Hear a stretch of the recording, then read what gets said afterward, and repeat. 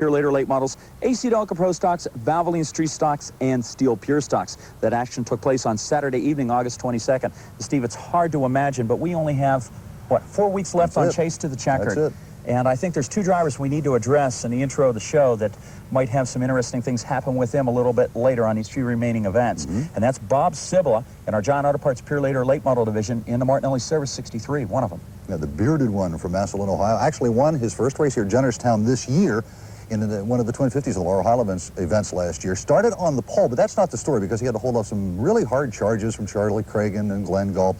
He says he knows he can win when he starts on the pole. He says, let's see if we can win when we start back in the pack. So we'll see if something happens tonight.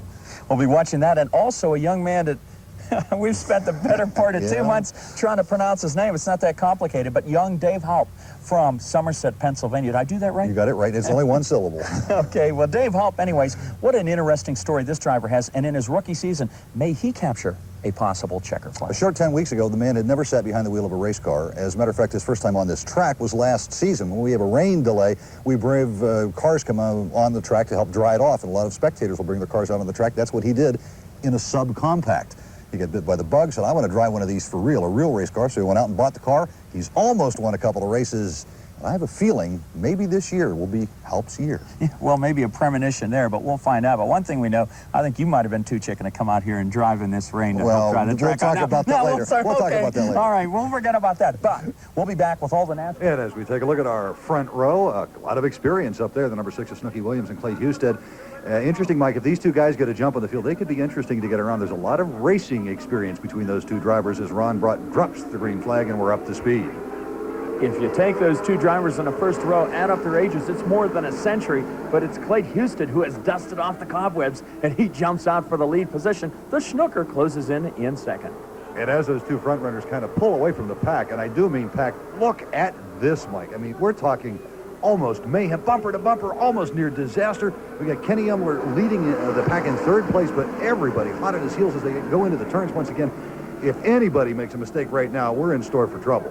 Frayed nerves are definitely one thing you don't want to have behind the wheel of a racing machine. It's always said how cool and collected drivers are, and they're showing it here at the Laurel Highlands Oval. Look at Henry work the low side in the yellow 77. Down the front straightaway, we're going to move on in the event. We had a minor miscue that brought out the yellow. This is on lap 3. Alan Shawless making contact with the outside retaining wall. Not significant damage, but enough to put him out of the event in the Tom Shannon Oldsmobile machine. As we bring the cars back up the speed on a restart, look at Ken Emler Jr. dive under Snooky Williams. And the little move almost brings those two cars together into the turns, but everybody stays clean. We also have a good battle going on. Steve Pellis now beginning to pressure Kenny Emler Jr. Barry Audi moves up in the back bumper of Snooky Williams. And the field is still packed very tight behind these four cars as they're battling for that third and fourth position. Down the front straight, Kenny Emler Jr. falls off the pace, and everybody goes by him like, oh, you're standing still. We move ahead of the event. It's lap 7, and it's a battle for third place. Let's go to the call. To the low side of Barry Audi. Audi has problems, and Pellis works. Now Audi begins a drag race down the back straight on lap 7. Side by side in the battle for third. Last night's feature winner into the pits, Chuck Kennedy. But this battle for third continues out of turn 4. Audi up high. Steve Pellis trying to make the move. Here comes Audi right back up on him. They work into turns 1 and 2. The Stoystown Auto record 75 finally gives way, and Steve Pellis moves to the third place spot. The Beth Mining Coal 00 on the march as Pellis continues to calculate his way up through the field. We're going to move on. It's coming down for lap 12, and it's an intense battle for the lead. We'll take it right into the live call. He works to the outside of Snooky Williams. Williams sees him there and says it's time to take the whip out, beat the horses, and giddy up and get going. Pellis right there. Look at Clay Husted. What will he do to hold off? Now he goes high for Pellis. It opens up the window for Williams. Down the front straightaway. 3 cars throw a blanket over him in a battle for the lead. Williams tries low on Clay Husted again. Pellis up high. Here comes Snooky Williams. And Pellis right there. Williams and Pellis, two veterans side by side, door panel to door panel, right on the back bumper of Clay Husted, who has to see them looming in his rearview mirror. And as they come down the front straight, the calculating, as you said, Steve Pellis makes the move on Snooky Williams on the high side and closes right up in the back bumper of Clay Husted. Moving on in the event, it is still the battle for the lead. Clay Husted on the point position, Steve Pellis right on his back bumper. And race fans, this battle has been going on now for 14 laps. Just like this. Pellis still the ever-calculating driver, waiting for any kind of an opportunity where he can make a move high, make a move low, and make the pass to take that point position. And as they come down the front straight, let's go right back into a live call. Patience is the name of the game, and Pellis knows how to do it.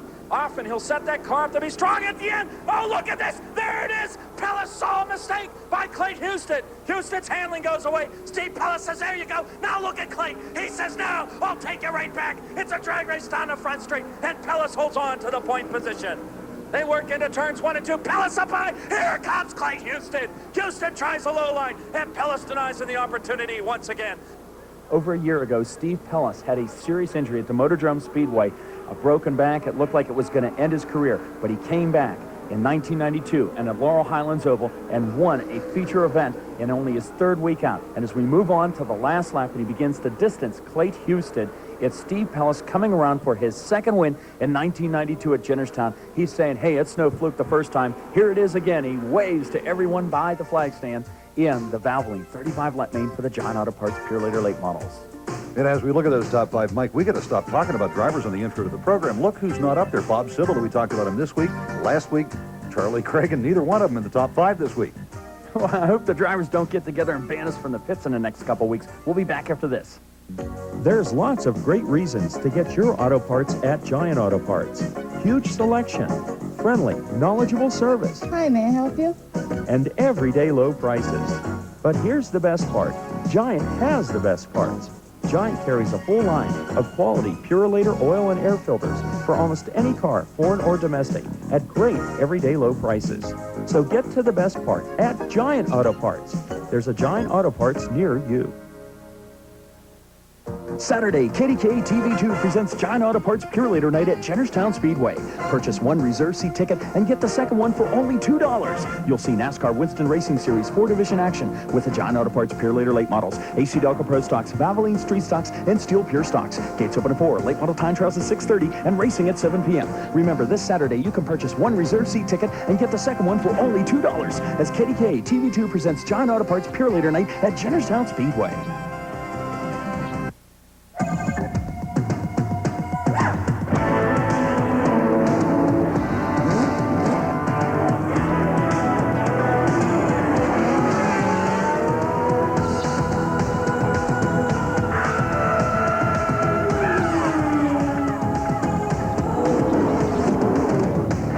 There's smoke, there's fire. The surefire performance of AC Delco. We don't just race, we win. Hi, folks. We're back with the AC Delco Pro Stocks and their Valvoline 25-lap main. There's a look at the top 3 rows. Uh-oh, look in row 2. Dun, dun, dun, dun. I guess maybe we should mention his name, even though we've already jinxed one driver tonight, the number 20 of Dave Houck. We talked about it at the beginning of the program. On the pole, though, it is Kerry Tadero and Jerry Wisner in the front row, and they're going to bring the cars up to speed as Ron Brett drops the green flag, and we have a parkway job, especially with the front 4 cars as they go into turns 1 and 2. Let's go to the call. It's a mechanical caterpillar. 2 rows of it down the back straight, and Wisner breaks through for the point position. Down low goes Chet Kessler. Here comes Kelly Shaws. Up, oh no, we got a sandwich job. Oh, Mabel, open the refrigerator door, get out the mayonnaise, and oh, look out. Down the front straight, almost near disaster.